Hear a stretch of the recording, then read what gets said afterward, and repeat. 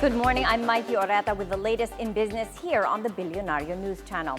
The latest unemployment figures have just been released. The number of jobless Filipinos decreased in June. The unemployment rate for the period is at 3.1%. This translates to 1.61 million jobless Filipinos.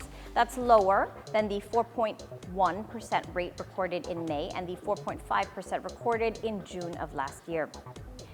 Meanwhile, more Filipinos were underemployed in June as the underemployment figure rose to 12.1% from 9.9% last May. The latest figure translates to more than 6 million underemployed Filipinos.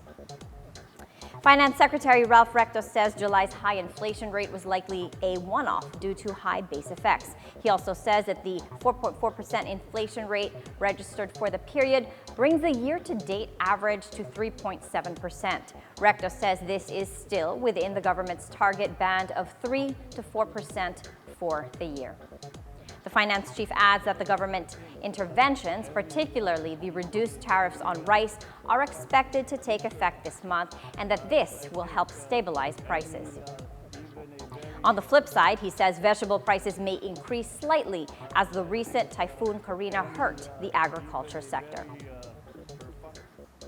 In other news, the Philippine Central Bank says that despite the higher than expected July inflation figure, a rate cut is still possible. Bangko Sentral ng Pilipinas Governor Eli Remolona Jr. notes that the Monetary Board may still decide to cut key interest rates at their upcoming meeting on August 15th if inflation projections indicate a downward trend and if economic growth or GDP comes in weaker than expected.